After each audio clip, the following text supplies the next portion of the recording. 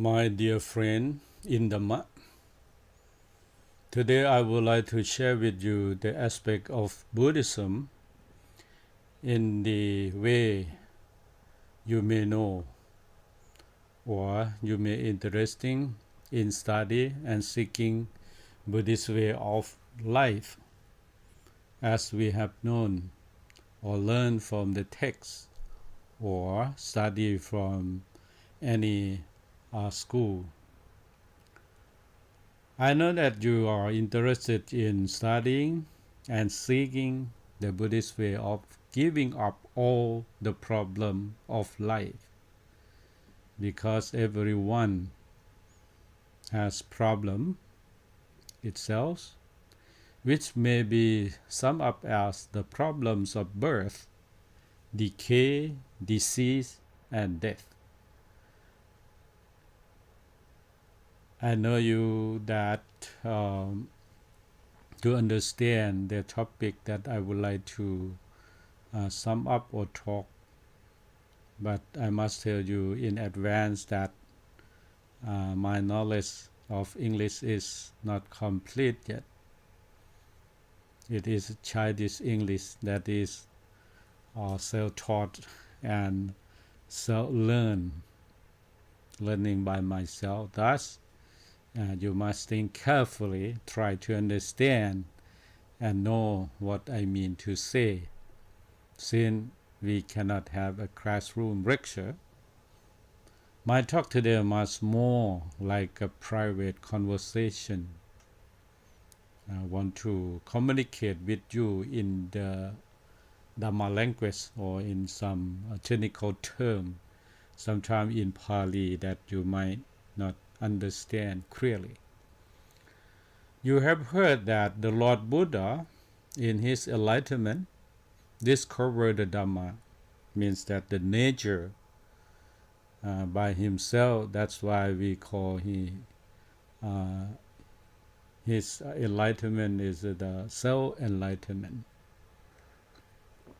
I would like to talk about the Dhamma, his teaching that which the Buddha discovered at his enlightenment, that Dhamma may be called that the law of Itthapaccayata. See, the term Itthapaccayata is derived from the Pali language. We took from the old language of the Buddha. It is the law of nature or the natural law of cause and effect.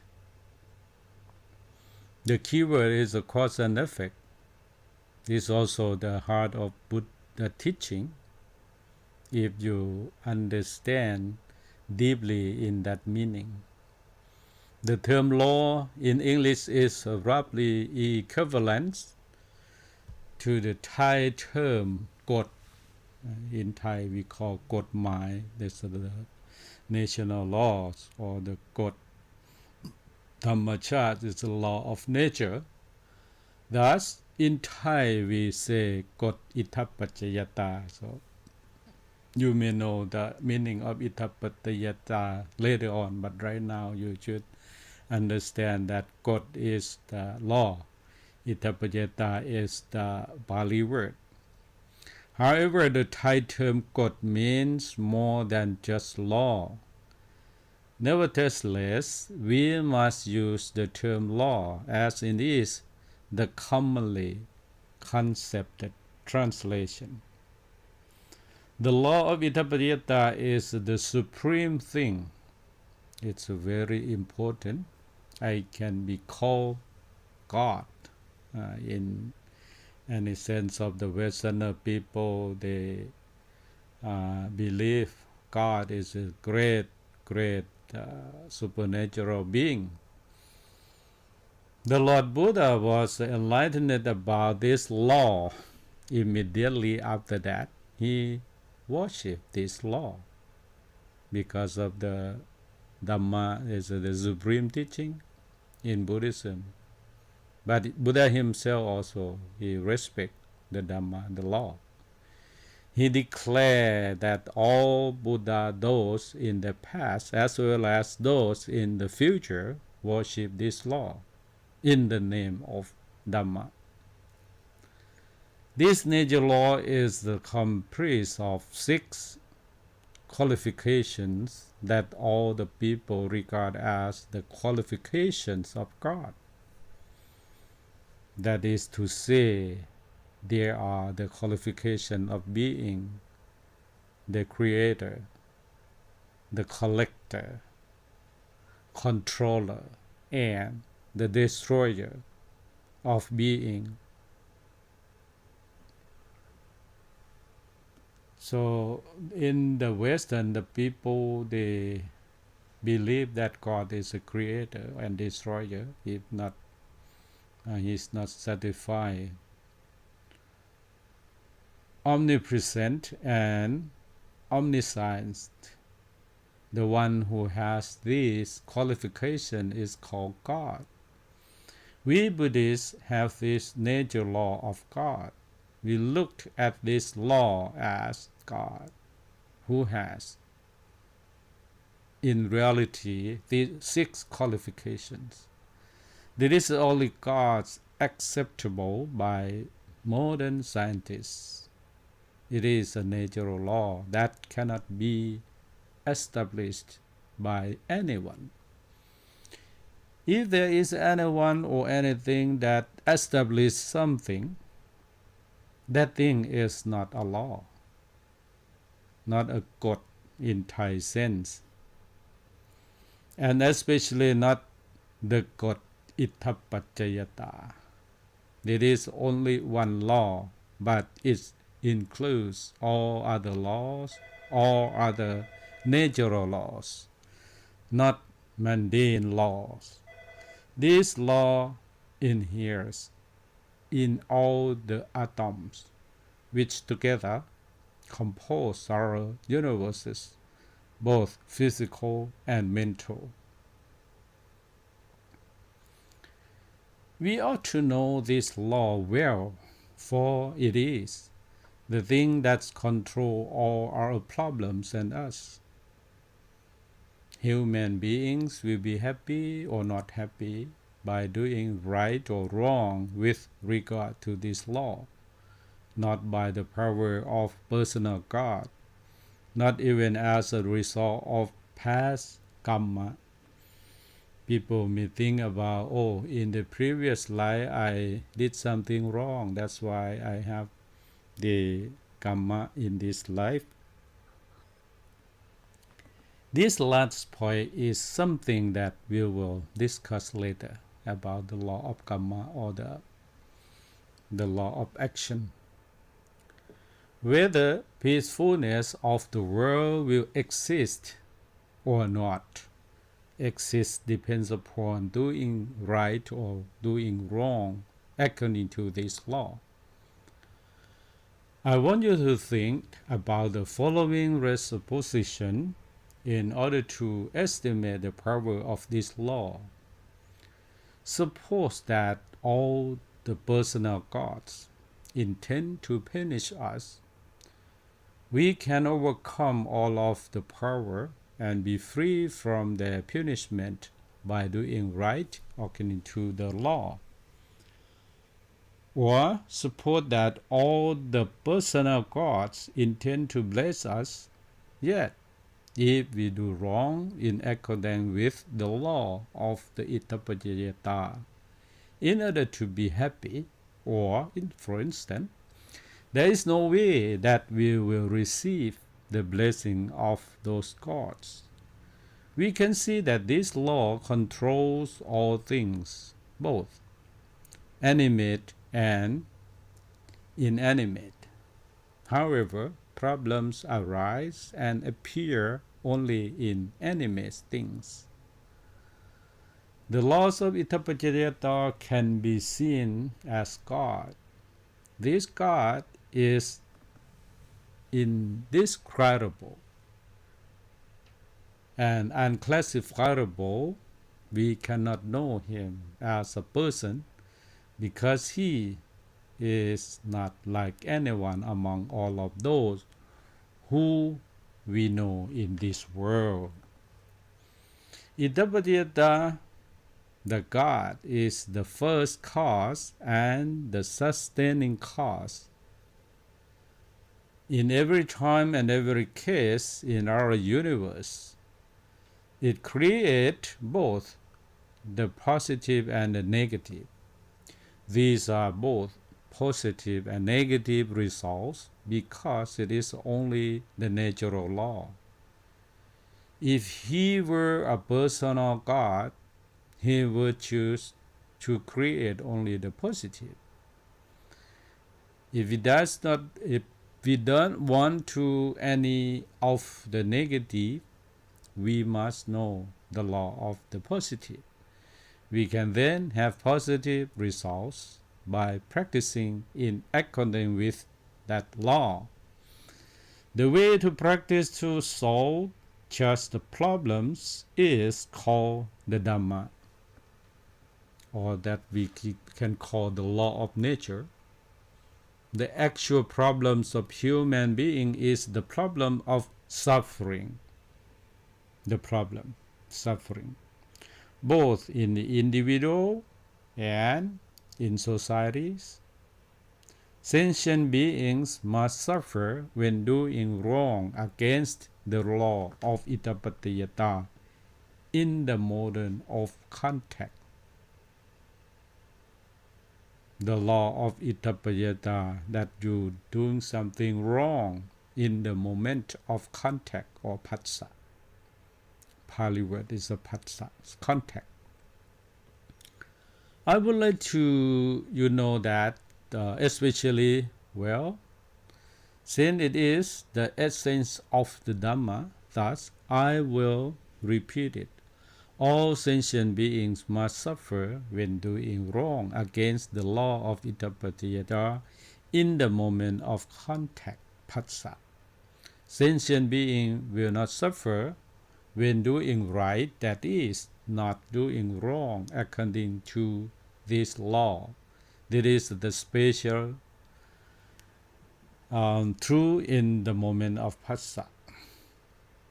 This is especially true in the moment of phassa. Now we will discuss this natural law in detail.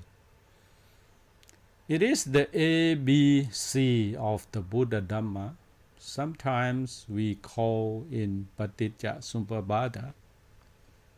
Altogether, Ittapaccaya ta Paticca Samuppada means the law of cause and effect. That the origination of all things is dependent on their conditions. In short, we say the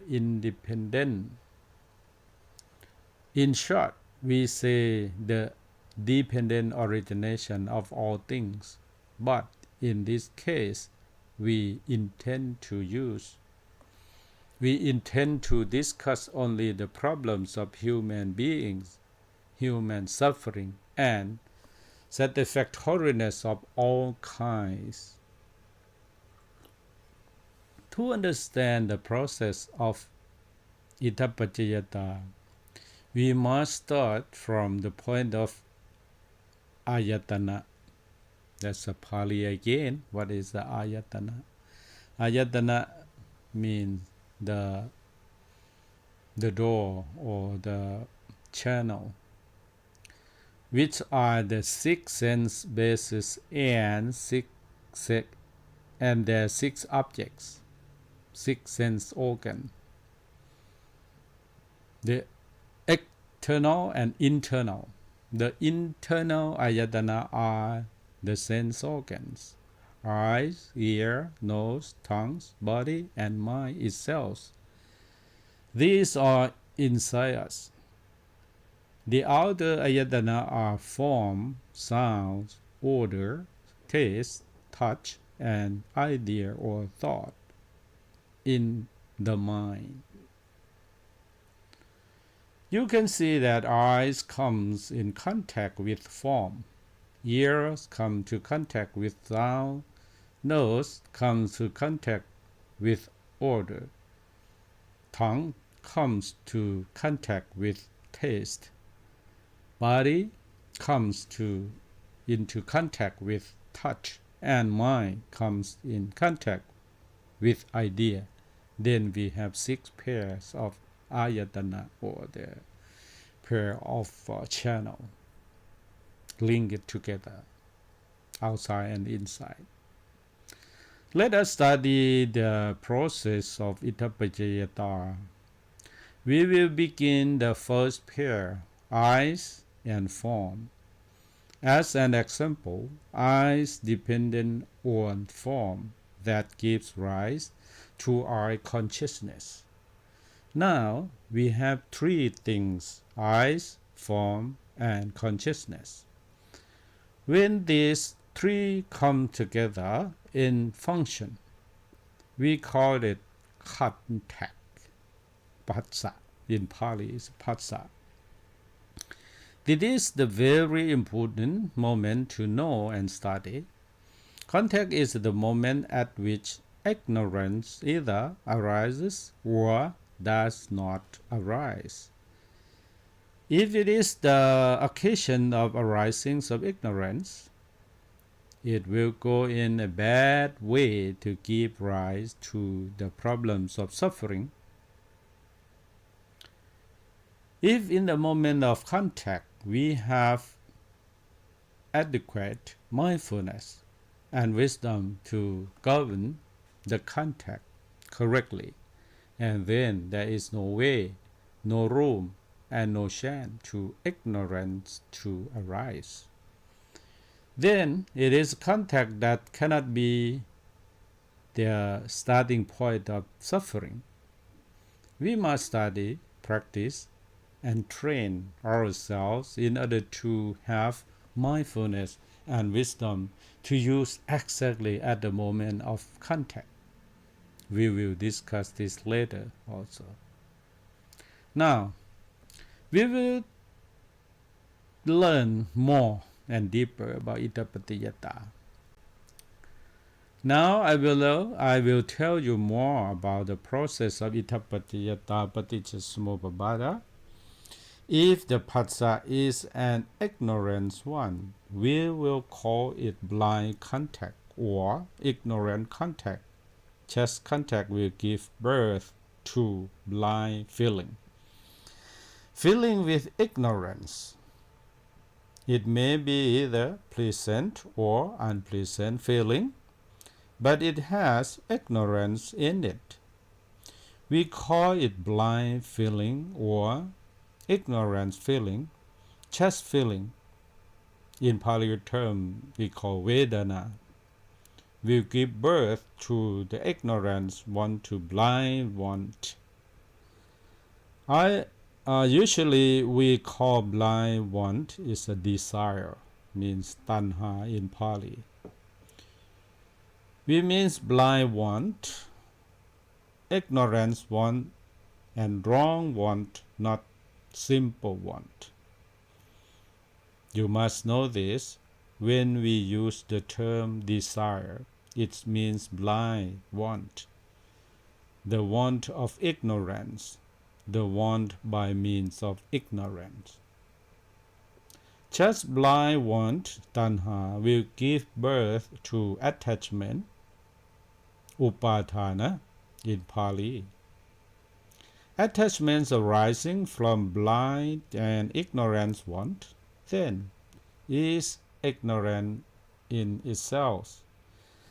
There is attached to anything that comes into contact with it, including attachment to this meaning or that meaning of words, and attached to that thing as mine and this thing as I. Just blind want, that tanha, will give line to attach, upadana. Attachment arising from blind or ignorance want, then, is ignorance in itself. There is attachment to anything that comes into contact with it, including attachment to this meaning or that meaning of words, and attachment to that thing as mine and this thing as I. You need to know about the five aggregates. Khanta in Pali or in Sanskrit they call sakanta. Means that the heap or the pine. They are important because attachment is attached to these five khanta or five aggregates. The first khanta is this body. When the body is in its function, the ignorant mind attaches to it as I in some cases and mine in other cases. Then we can see someone get angry with his body. He can regard it as he, himself, or in another case, he will regard it as his or his body. This is the first khanta, the aggregate or the corporeality, rupa khanta. The second khanta is a feeling, vedana khanta, or the feeling. When there is any kind of feeling in the mind, the ignorant mind regards it, or becomes attached to and regarded as my feeling. It is regarded as I or mine, which are the same attachment. The third khanta is called perception, sanya khanta. It is to perceive something as this, as that, as this or as those, as any happiness or my suffering, my happiness, as good or as bad. In some cases, the perception by the mind is attached to as the I who perceives.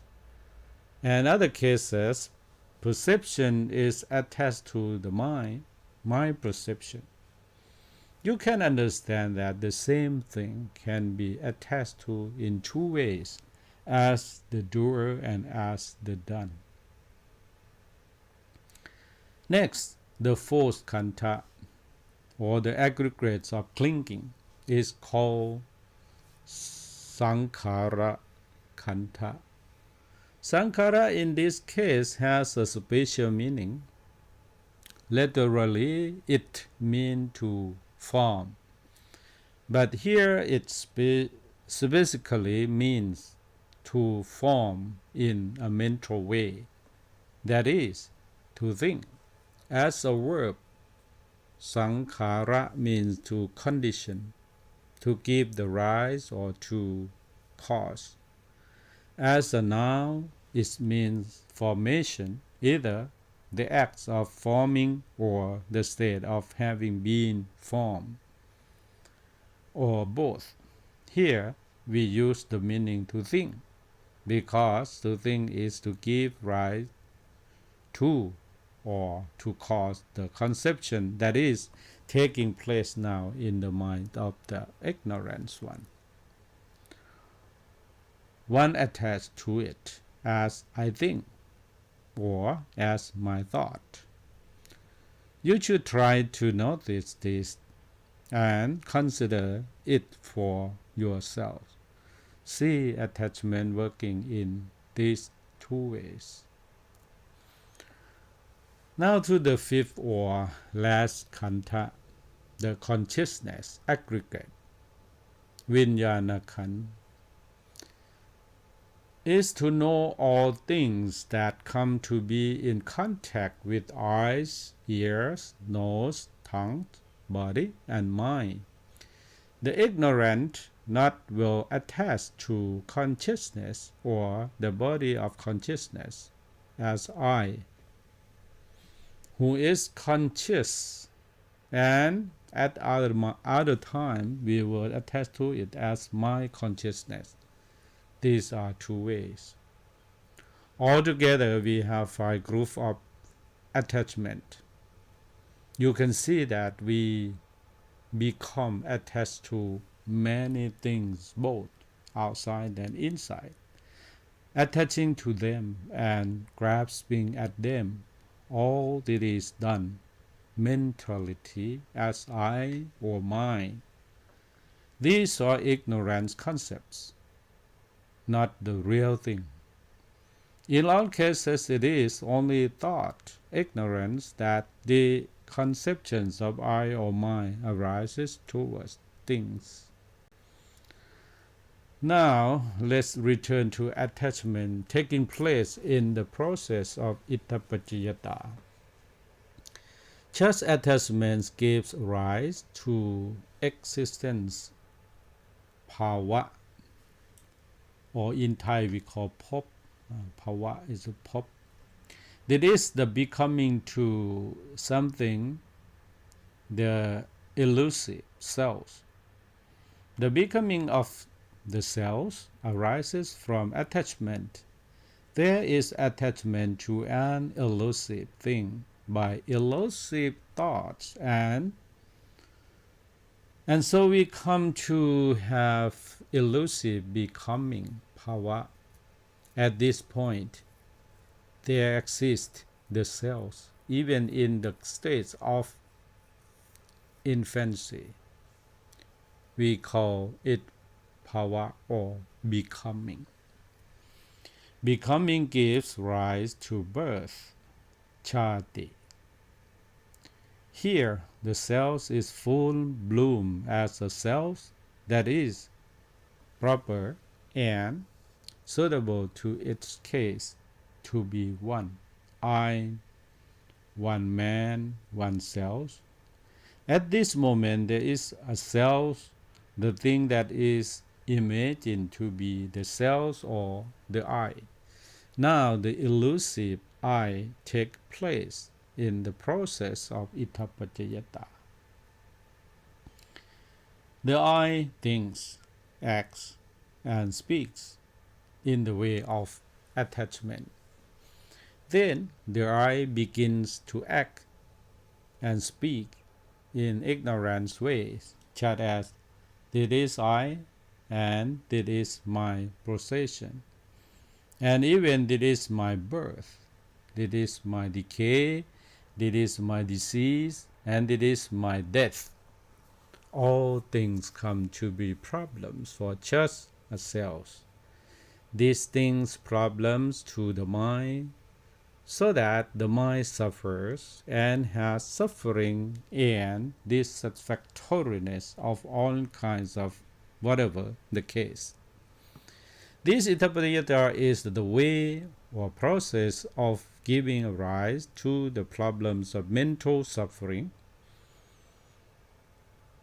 In reality, the suffering happens to the mind, but as we said, it is imagined as happening to the man. However, if we have adequate mindfulness and wisdom, we can bring sufficient mindfulness and wisdom into the process just as that moments of contact. To show this, we will repeat the process from the every beginning. The eyes, depending on the form, give birth to eye consciousness. These three things coming together in function are called contact, phassa. Now, in this case of a man who has adequate mindfulness and wisdom just in the time of contact, he can use that mindfulness and wisdom to govern the contact. Then it will be wise contact. Just wise contact will not give birth to blind feeling, but to wise feeling. As the cause is wise, contact gives birth to wise feeling.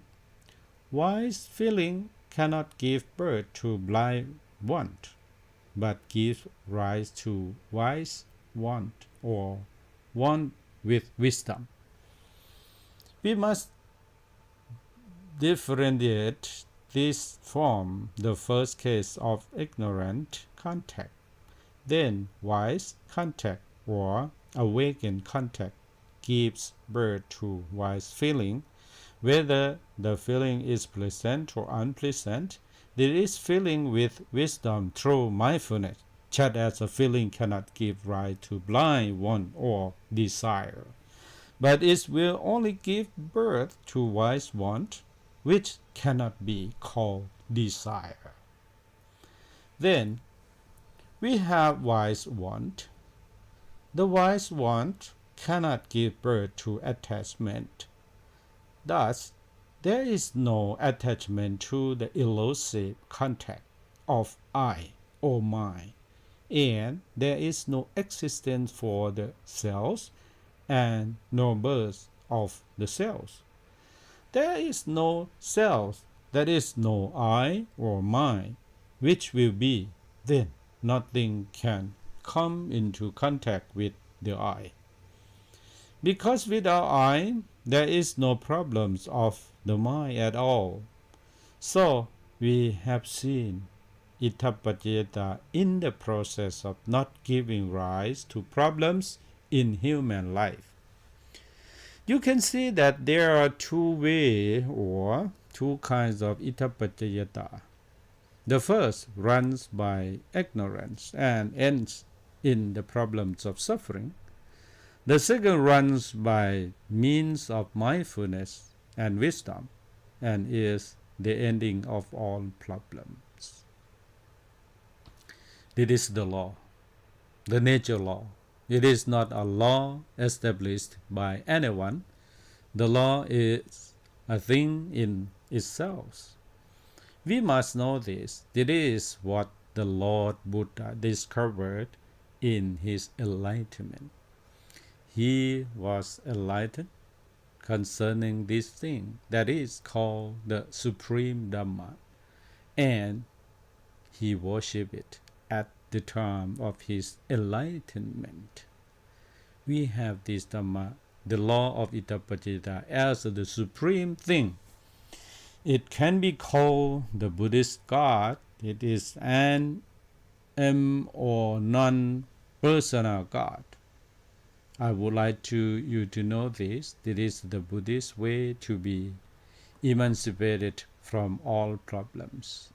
Now, I would like you to recall what I have said. That is the ABC of Buddhist Dhamma. Everyone must start studying or practicing the Buddha Dhamma upon this A, B, and C of the Dhamma. Learn in your daily life from the eyes, ears, nose, tongue, body, and mind. When they are in the functions of seeing, listening, smelling, tasting, touching, and thinking, don't learn about the form, learn from the text or from the book, but from the actual things. They are the body and organs of the body that have contact with the things around the body. In daily life, you have your eyes, your nose, your tongue. The way to know the function is something that you must study from just actual things if you want to study Buddha Dhamma and know Buddha Dhamma. You must begin your study upon this thing, the so-called ABC of Buddhism. Don't begin your studying with the big, immense system of pre-Buddhist Indian philosophy or in some just way. It's unless do you just things.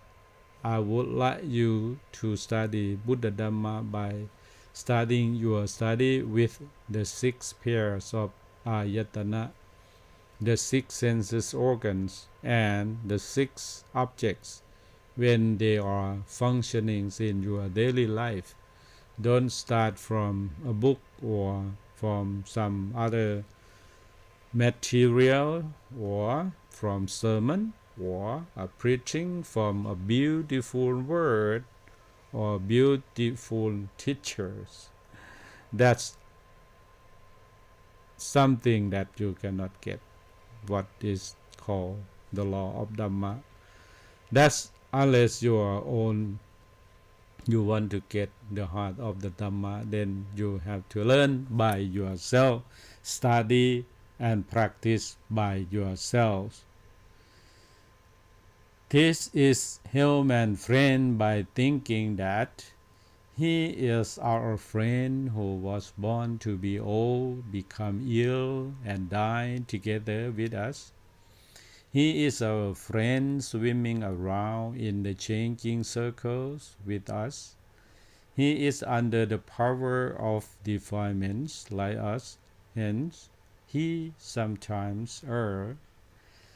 He also has lust, hatred, and delusion, no less than we. He therefore errs sometimes like us. He neither knows why he was born nor knows Nibbana, just the same as us. He is stupid in some things like we used to be. He does something accordingly to his own lies, the same as we used to do. He also wants to be good as well as we want to, even more, to be good, outstanding, and famous. He also takes much and much more from others whenever he has a chance, just like us. He has the right to be merely good, drunkenly good, deluded good, and drowning in good, just like us. He is an ordinary man attached to the many things just like us. He does not have the duty to suffer to die for us. He is our friend to the same nation and religion. He does things impetuously and abruptly just as we do. He has the duty to be responsible for his own family, not for ours.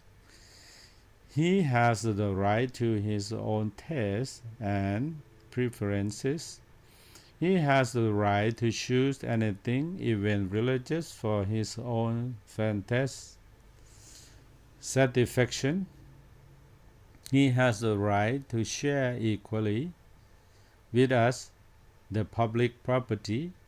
He has the right to be neurotic or mad as well as us. He has the right to be forgiven by us according to the circumstances. He has the right to be socialist or libertarian in accordance with his own disposition. He has the right to be selfish before thinking of others. He has the right equal to us to be in this world. If you think in this way, no conflicts will occur. Be happy, be healthy in body and mind. Sadhu, sadhu, sadhu. Thank you very much for listening to the Dhamma talk today. I hope that you enjoy and get the benefit from my talk. Have a great day. Thank you.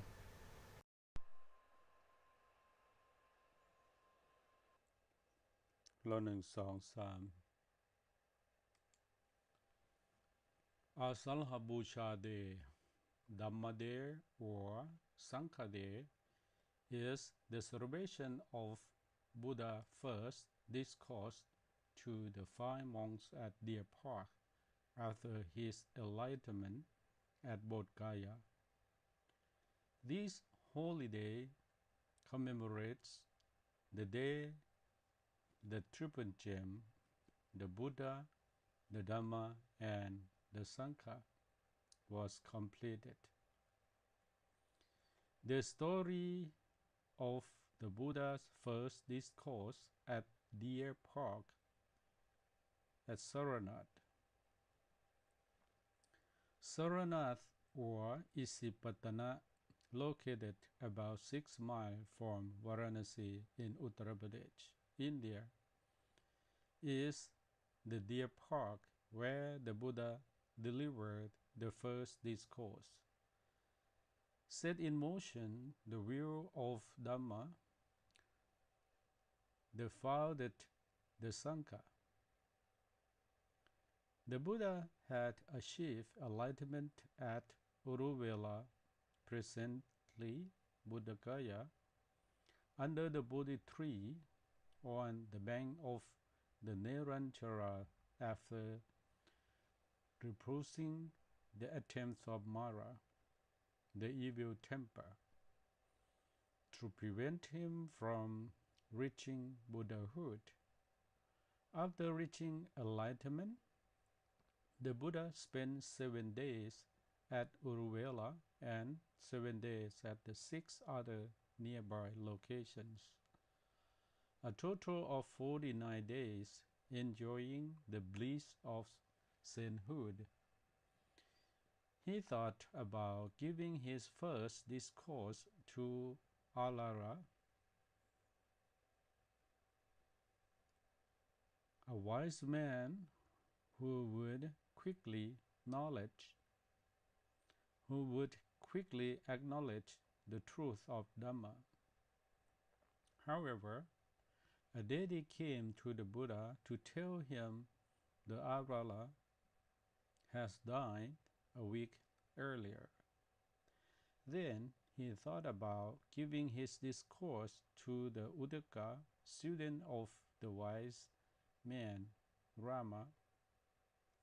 However, once again a deity came, this time to announce the Uddaka has died the night before.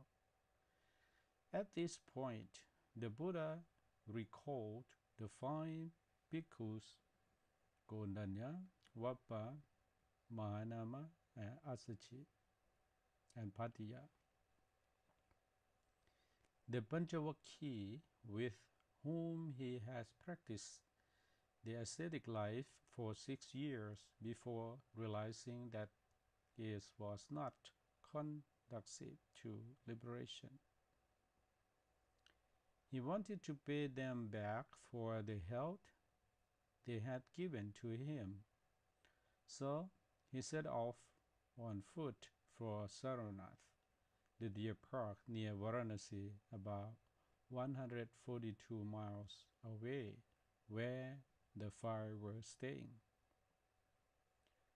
The Buddha has traveled only a short distance when he met the next ascetic, Ubaka, a follower of Nataputta of the next sect.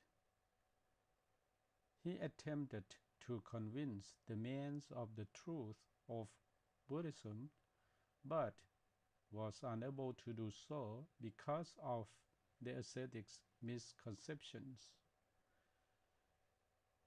When the Buddha arrived at Sarnath and approached to the 5 bhikkhus, they decided they would ignore him and not pay him honor. However, when the Buddha came near, they lost their resolve because they were so impressed by the glory and serenity of his countenance. They greet him and call him friend, prepare a seat for him, and wash his feet. The Buddha told the 5 ascetics that he was the fully enlightened one and that he would teach them the truth of Dhamma. He said that if they practices the Dhamma as instructed by him, they would achieve Nibbana, enlightenment. For a time, the 5 remains incredulous, but after a while, realizing he had never made such claims in the past, they became receptive to his words.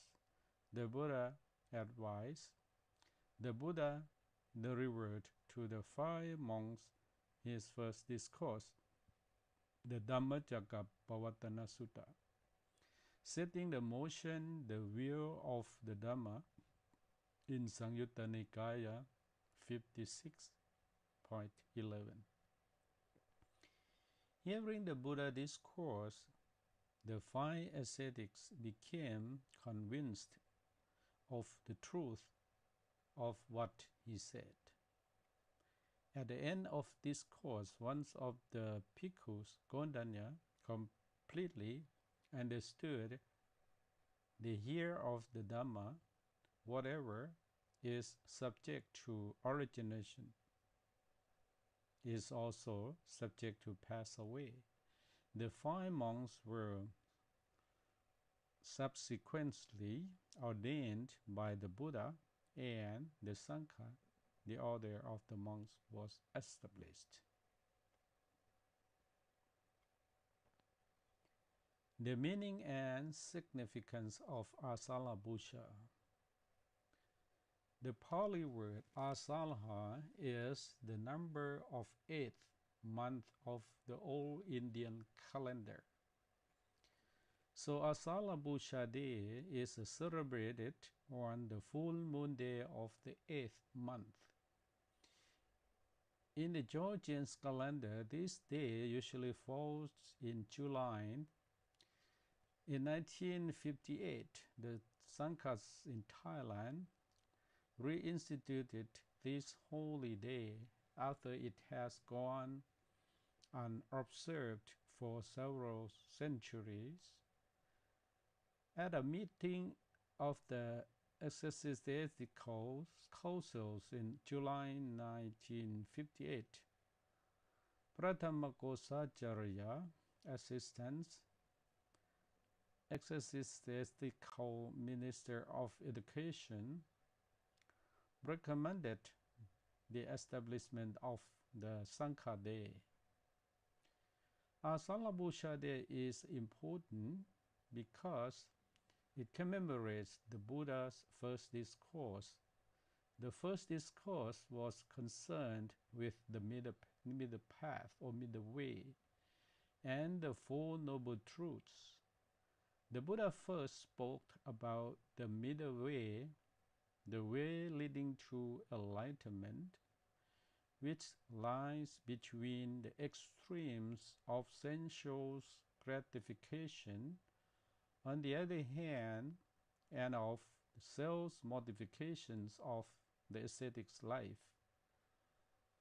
On the other, neither of the 2 extremes should be pursued, but rather the path in the middle of them should be taken. Neither of the extreme befit a person who would do what is painless, noble, and beneficial. Neither brings freedom from the 10 fetters: personality belief, skeptical doubt, clinging to rules and rituals, sensual craving, ill will, craving for refined material existence, craving for the immaterial existence, vanity, restlessness, and ignorance. It is the middle path that brings about knowledge, peace, and enlightenment.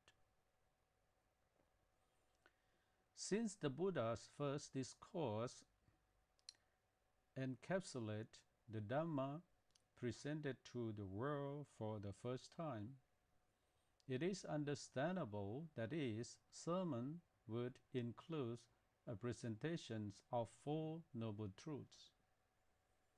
Number 1, the first of these truths is the noble truth of dukkha, or suffering. Suffering includes all those things troublesome to the human being: aging, illness, death, experiencing what is displeasurable, experiencing the end of something presentable and failing to get what one desires. In short, the fire aggregates as those things to which we cling constitute suffering. If we observe the problems and the problematical situations of our lives, we can see how these bring about dukkha. We come to realize that everything experienced is subject to instability, decay, and change. Number 2, the second noble truth is the noble truth of the origins of suffering, dukkha samudaya.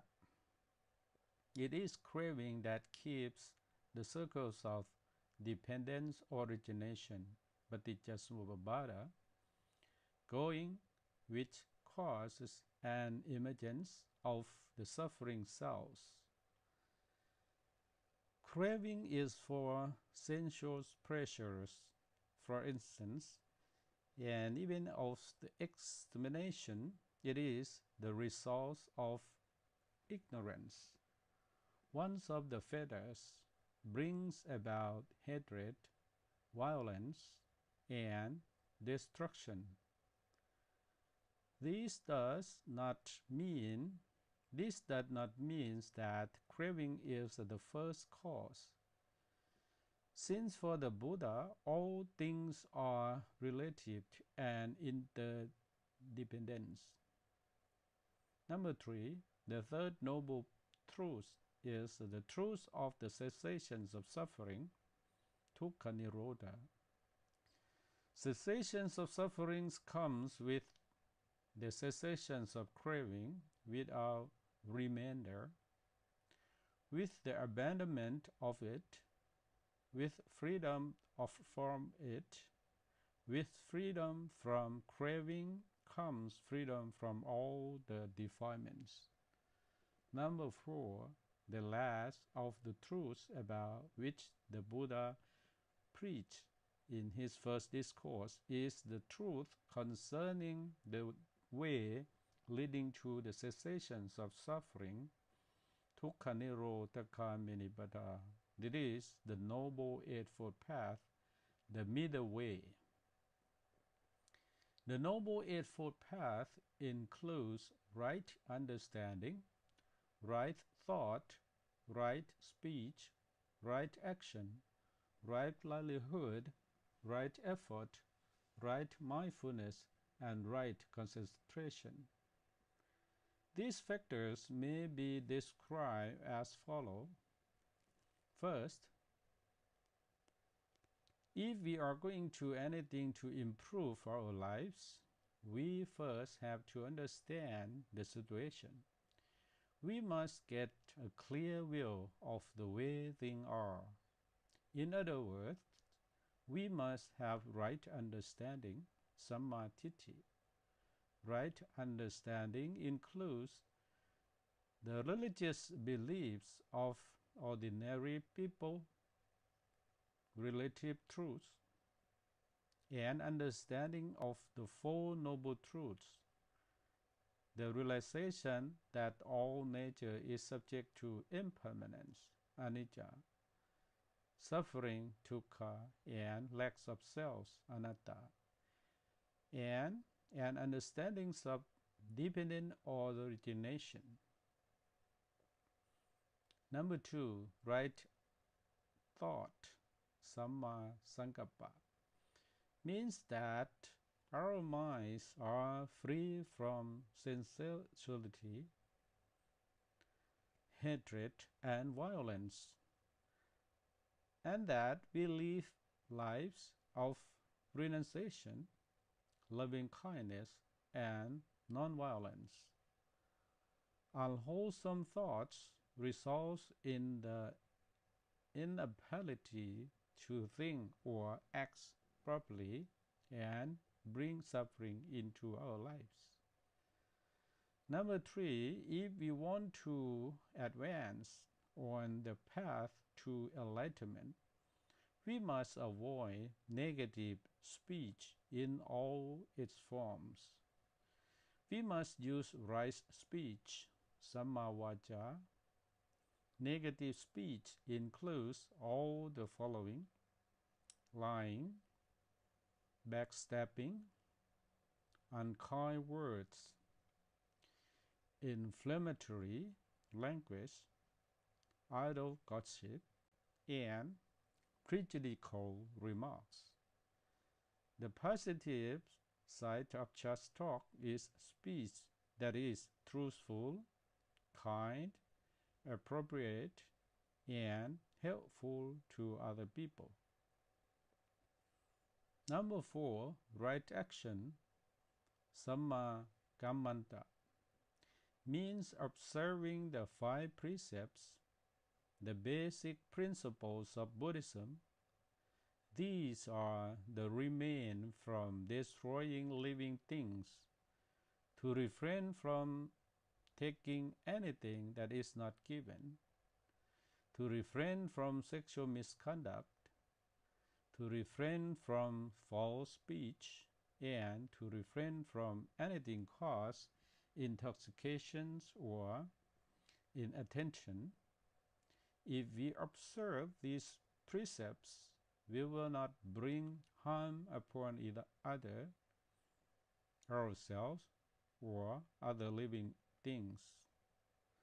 Number 5, right livelihood, samma ajiva, is living our lives in the proper fashion. This means, for one thing, not earning a livelihood through just means as selling drugs, trading in guns, or usury. It also includes such things as taking care of our body by getting some exercise and eating properly, and not squandering or our personal possessions. We have responsibilities to ourselves as well as to other people. Number 6, in whatsoever activity we are engaged, for example, at work or at school, we should attempt to perform it to the best of our ability. This means that we make the right effort, samma vayama. Right efforts includes making the attempt to eliminate whatever unwholesomeness already exists in the mind, preventing any new unwholesomeness from arising, endeavoring to foster the development of good qualities in our minds, and fostering the growth of those good qualities we already have. Number 7, having a sense of an awareness of what we are thinking and doing, so that we prevent all form of unwholesomeness from entering our lives. And so we remain true to the Noble Eightfold Path, is called right mindfulness, samma sati. Right mindfulness includes just simple matters as paying close attention to our studying when we are studying, and to our jobs when we are working to make our activity as effective as possible. Right mindfulness is important in meditation because it enables us to pay attention to what is happening. In general, it helps ensure that sufferings does not arise in our lives because of the way we are conducting ourselves. Number 8, right concentration, samma samadhi, is the focusing of our minds. If we focus on what we are doing, whatever it is, our activity will be efficacious. What we focus our minds in meditation, we come to appreciate the impermanence of everything and eventually realize enlightenment. The Noble Eightfold Path, the middle way in its essence, amounts to this dictum: do not do anything evil, rather do good and purify our minds. The steps of the Noble Eightfold Path are not to be taken consecutively. Each step along the way is to be developed simultaneously. Altogether, the 8 steps fall under the 3 essentials of the Buddhist training regimen: moral conduct, sila; right speech, right action, right livelihood; mental discipline, samadhi; right effort and right mindfulness, right concentration; and wisdom, panya, right understanding and right thought. In sum, the conversion of the 5 bhikkhus to arahantship and their ordination by the Buddha, the delivery of the first discourse, represent the bringings of the Sangha, the order of the monks. The words of the Buddha also set in motion the wheel of the Dhamma, the wheel symbolizing the eternal circles of the existence of the world samsara, the endless life after life of craving. So Asala Bucha Day is so significant because it's the celebrate of Triple Gem, the Buddha, the Dhamma, and the Sangha. The activities of the day. Asala Bucha is a day filled with activities. It is a day of making merit, i.e., doing unselfish deeds without expecting anything in return. For example, being helpful in general, or giving food to the monks, or making donation to the temple. The Buddhist faithful come to the temple in the morning out of respect for the Triple Gem. They accept the 5 precepts.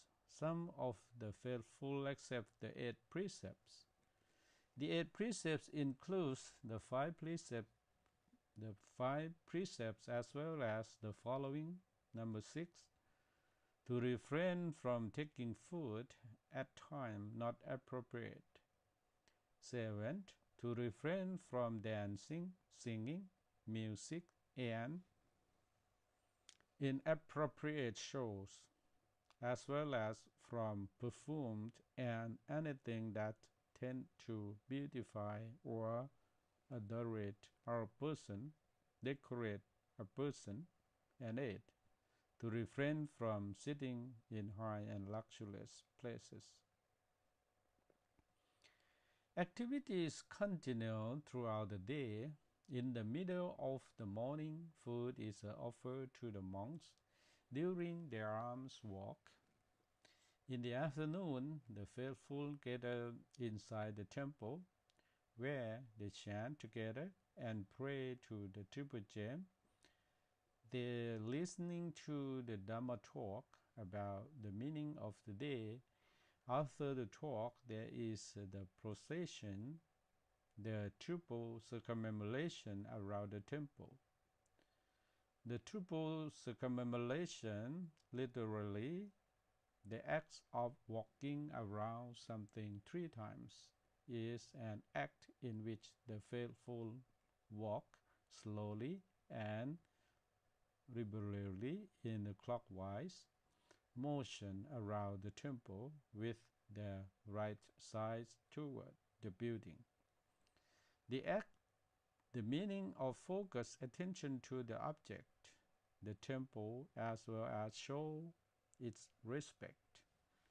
During the circumambulation, the people, led by the monks, carry flowers, incense sticks, and light the candles in order to the triple gem.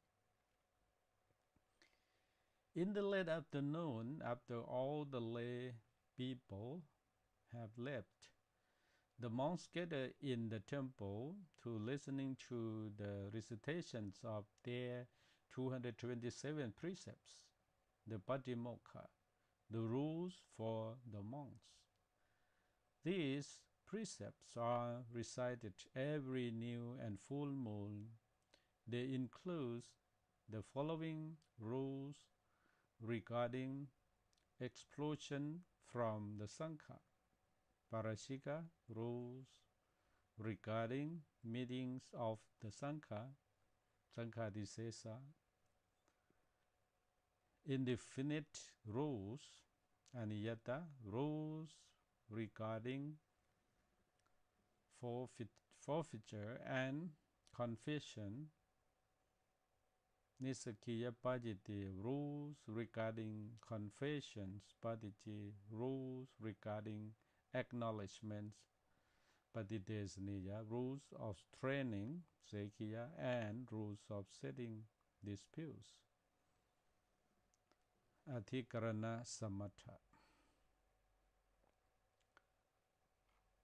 So call this holy day what you will, Asalabusha Day, Dhamma Day, or Sangha Day. This day commemorating the Buddha's first discourse is of utmost importance because it celebrates the completion of the triple gem, the Buddha, the Dhamma, and the Sangha. The present talk has considered the story of the first discourse at Deer Park, the meaning and the significance of Asalabusha Day, especially as regards as the Four Noble Truths and the Eightfold Path. The middle way between the extremes of sensual gratification and the soul's mortifications of the ascetic life. And the activities of this holy day, this day represents a wonderful opportunity for all the faithful to rededicate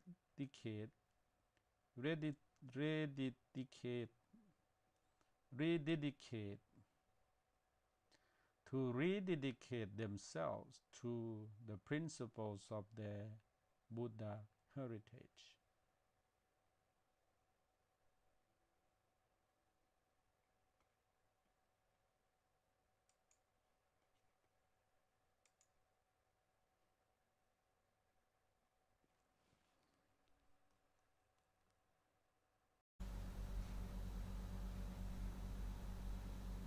Buddha Dhamma Sangha.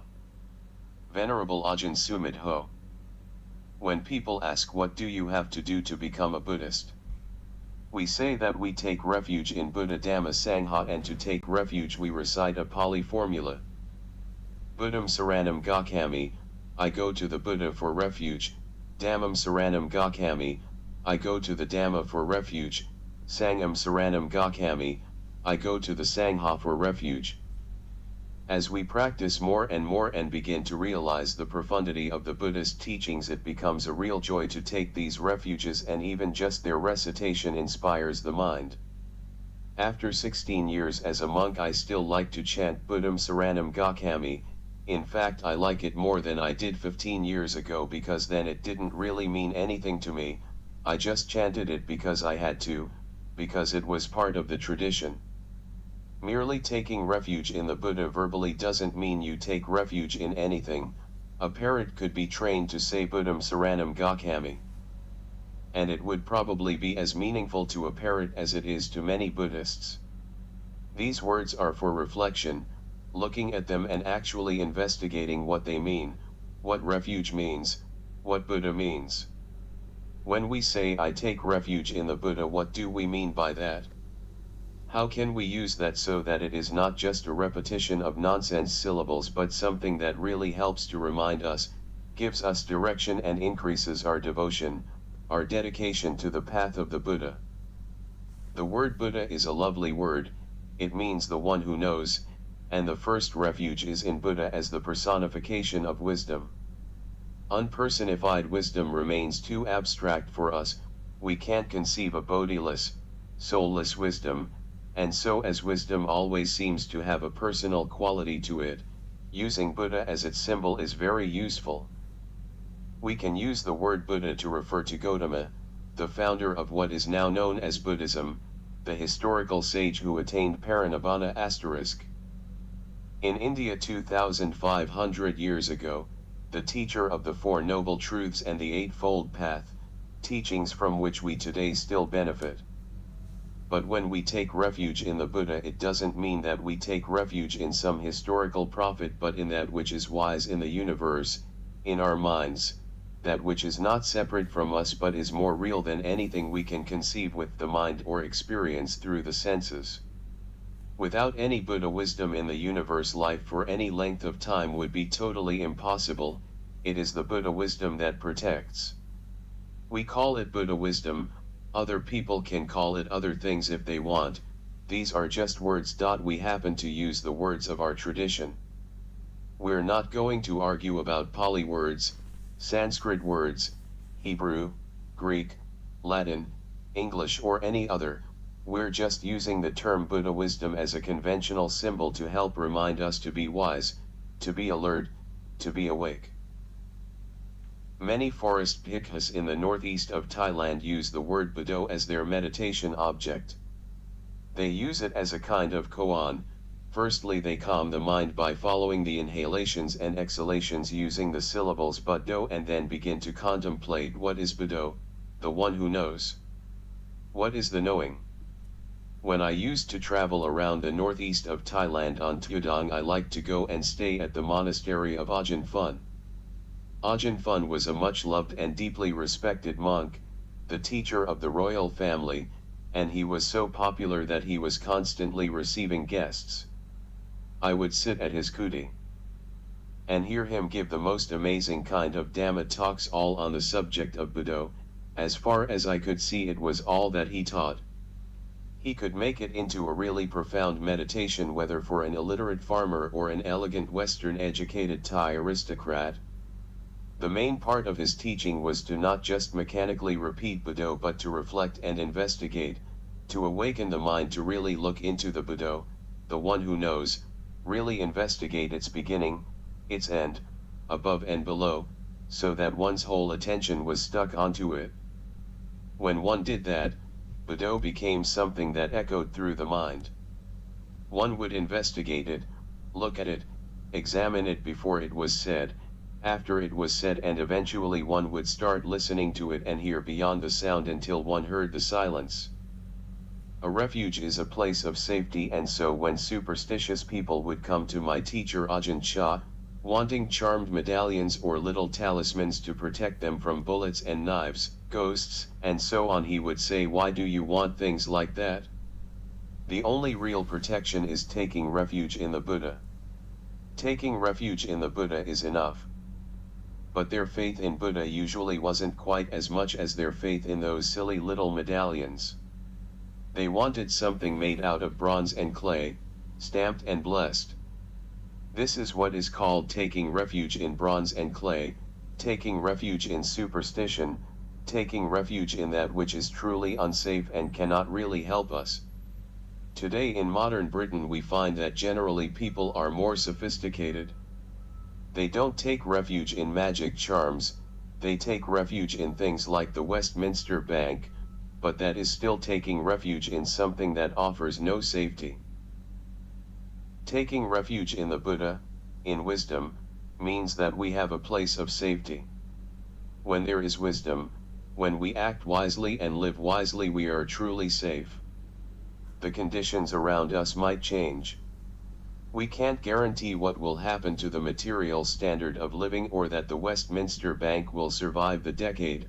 The future remains unknown and mysterious, but in the present, taking refuge in the Buddha, we have that presence of mind now to reflect on and learn from life as we live it.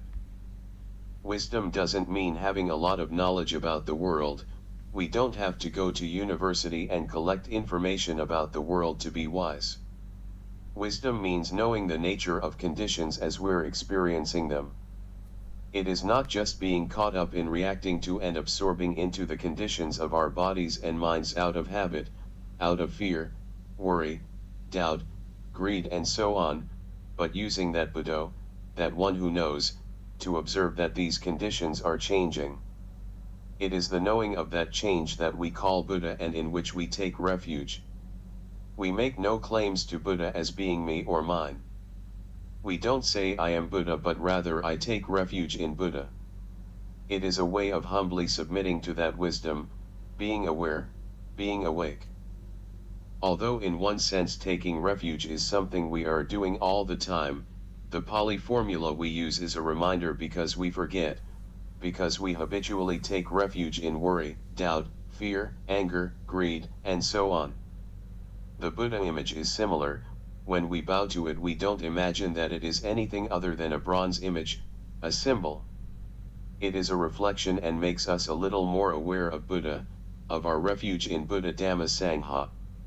The Buddha image sits in great dignity and calm, not in a trance but fully alert, with a look of wakefulness and kindness, not being caught in the changing conditions around it. Though the image is made of brass and we have these flesh and blood bodies and it is much more difficult for us, still it is a reminder. Some people get very puritanical about Buddha images, but here in the West I haven't found them to be a danger. The real idols that we believe in and worship and that constantly delude us are our thoughts, views, and opinions, our loves and hates, our self-conceit and pride. The second refuge is in the Dhamma, in ultimate truth or ultimate reality. Dhamma is impersonal. We don't in any way try to personify it to make it any kind of personal deity. When we chant in Pali the verse on Dhamma, we say it is Sandithiko Akaliko Ihipasiko Opena Yuko Pakitam Vedatavo Vinyui. As Dhamma has no personal attributes, we can't even say it is good or bad or anything that has any superlative or comparative quality. It is beyond the dualistic conceptions of mind. So when we describe Dhamma or give an impression of it, we do it through words such as Sandithiko, which means imminent, here and now. That brings us back into the present. We feel a sense of immediacy, of now. You may think that Dhamma is some kind of thing that is out there, something you have to find elsewhere, but Sandithiko Dhamma means that it is imminent, here and now. Akalika Dhamma means that Dhamma is not bound by any time condition. The word akala means timeless. Our conceptual mind can't conceive of anything that is timeless because our conceptions and perceptions are time-based conditions, but what we can say is that Dhamma is akala, not bound by time. Ihipasiko Dhamma means to come and see, to turn towards or go to the Dhamma. It means to look, to be aware. It is not that we pray to the Dhamma to come, or wait for it to tap us on the shoulder. We have to put forth effort. It is like Christ saying, knock on the door and it shall be opened. Ihipasiko means that we have to put forward that effort, to turn towards that truth. Opena Yuko means leading inwards towards the peace within the mind. Dhamma doesn't take us into fascination, into excitement, romance, and adventure, but leads to nibbana, to calm, to silence. Pakitam Vedatavo Vinyui means that we can only know Dhamma through direct experience. It is like the taste of honey. If someone else tastes it, we still don't know its flavor. We may know the chemical formula or be able to recite all the great poetry ever written about honey, but only when we taste it for ourselves do we really know what it is like. It is the same with Dhamma. We have to taste it, we have to know it directly. Taking refuge in Dhamma is taking another safe refuge. It is not taking refuge in philosophy or intellectual concepts, in theories, in ideas, in doctrines, or beliefs of any sort. It is not taking refuge in a belief in Dhamma, or a belief in God, or in some kind of force in outer space, or something beyond, or something separate, something that we have to find sometime later. The descriptions of the Dhamma keep us in the present, in the here and now, unbound by time. Taking refuge is an immediate, imminent reflection in the mind. It is not just repeating Dhammam Saranam Gacchami like a parrot, thinking Buddhists say this so I have to say it. We turn towards the Dhamma, we are aware now, take refuge in Dhamma, now as an immediate action, an immediate reflection of being the Dhamma, being that very truth. Because our conceiving mind tends always to delude us, it takes us into becoming. We think I'll practice meditation so that I'll become enlightened in the future. I will take the 3 refuges in order to become a Buddhist. I want to become wise. I want to get away from suffering and ignorance and become something else. This is the conceiving mind, the desire mind, the mind that always deludes us. Rather than constantly thinking in terms of becoming something, we take refuge in being Dhamma in the present. The impersonality of Dhamma bothers many people because devotional religion tends to personify everything, and people coming from such traditions don't feel right if they can't have some sort of personal relationship with it. I remember one time a French Catholic missionary came to stay in our monastery and practice meditation. He felt at something of a loss with Buddhism because he said it was like cold surgery, there was no personal relationship with God. One cannot have a personal relationship with Dhamma, one cannot say love the Dhamma, or the Dhamma loves me. There is no need for that. We only need a personal relationship with something we are not yet, like our mother, father, husband, or wife, something separate from us. We don't need to take refuge in mother or father again, someone to protect us and love us and say I'll love you no matter what you do. Everything is going to be alright and pat us on the head. The Buddhadhamma is a very maturing refuge. It is a religious practice that is a complete sanity or maturity, in which we are no longer seeking a mother or father, because we don't need to become anything anymore. We don't need to be loved or protected by anyone anymore because we can love and protect others, and that is all that is important. We no longer have to ask or demand things from others, whether it is from other people or even some deity or force that we feel is separate from us and has to be prayed to and asked for guidance. We give up all our attempts to conceive Dhamma as being this or that or anything at all and let go of our desire to have a personal relationship with the truth. We have to be that truth here and now. Being that truth, taking that refuge, calls for an immediate awakening, for being wise now, being Buddha, being Dhamma in the present. The 3rd refuge is Sangha, which means a group.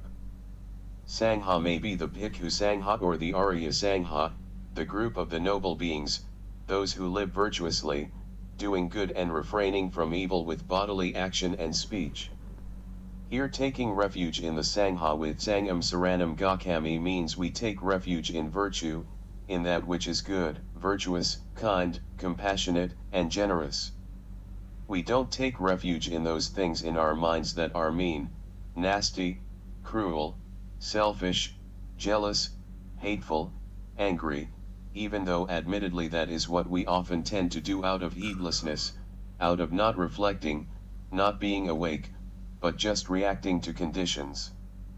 Taking refuge in the Sangha means on the conventional level doing good and refraining from evil with bodily action and speech. All of us have both good thoughts and intentions and bad ones. Sankharas, conditioned phenomena, are that way, some are good and some aren't, some are indifferent, some are wonderful and some are nasty. Conditions in the world are changing conditions. We can't just think the best, the most refined thoughts and feel only the best and the kindest feelings. Both good and bad thoughts and feelings come and go, but we take refuge in virtue rather than in hatred.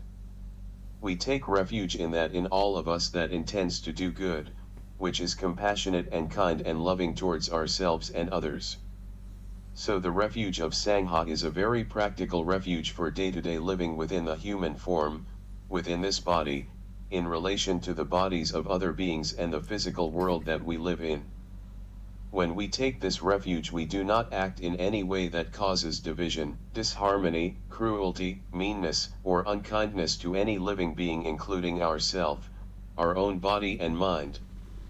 This is being Supatipano, one who practices well. When we are aware and mindful, when we reflect and observe, we begin to see that acting on impulses that are cruel and selfish only brings harm and misery to ourselves as well as to others. It doesn't take any great powers of observation to see that.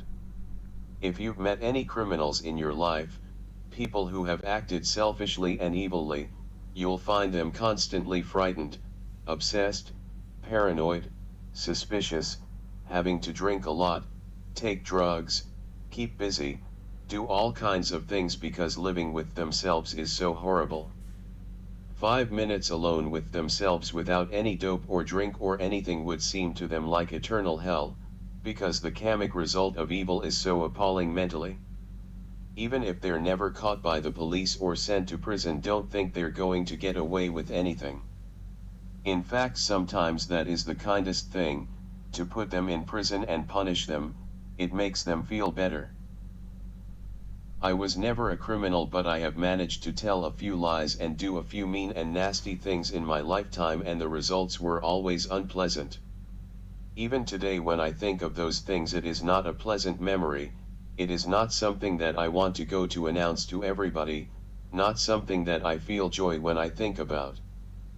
When we are meditating, we realize that we have to be completely responsible for how we live. In no way can we blame anyone else for anything at all. Before I started to meditate, I used to blame people and society. If only my parents had been completely wise, enlightened arahants, I would be all right. If only the United States of America had a truly wise, compassionate government that never made any mistakes, supported me completely and appreciated me fully.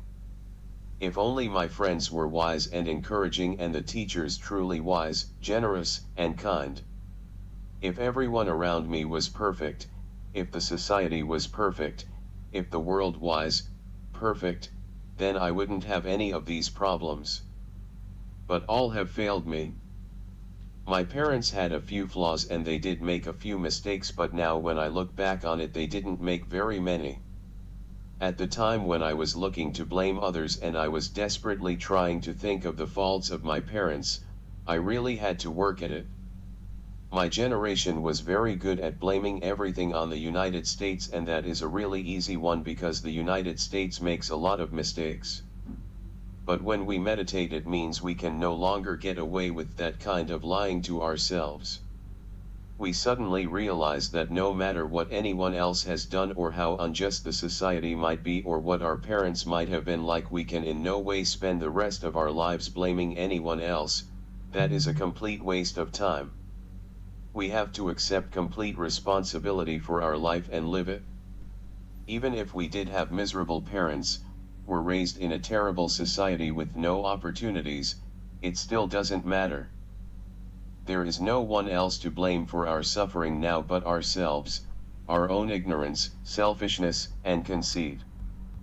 In the crucifixion of Jesus we can see a brilliant example of a man in pain, stripped naked, made fun of, completely humiliated, and then publicly executed in the most horrible, excruciating way, yet without blaming anyone. Forgive them, for they know not what they do. This is a sign of wisdom. It means that even if people are crucifying us, nailing us to the cross, scourging us, humiliating us in every way, it is our aversion, self-pity, pettiness and selfishness that is the problem, the suffering. It is not even the physical pain that is the suffering, it is the aversion. Now if Jesus Christ had said, "Curse you for treating me like this," he would have been just another criminal and would have been forgotten a few days later. Reflect on this because we tend to easily blame others for our suffering and we can justify it because maybe other people are mistreating us or exploiting us or don't understand us or are doing dreadful things to us. We're not denying that, but we make nothing of it anymore. We forgive, we let go of those memories because taking refuge in Sangha means here and now doing good and refraining from doing evil with bodily action and speech. So may you reflect on this and see Buddha Dhamma Sangha as really a refuge. Look on them as opportunities for reflection and consideration. It is not a matter of believing in Buddha Dhamma Sangha, not a faith in concepts but a using of symbols for mindfulness, for awakening the mind here and now, being here and now.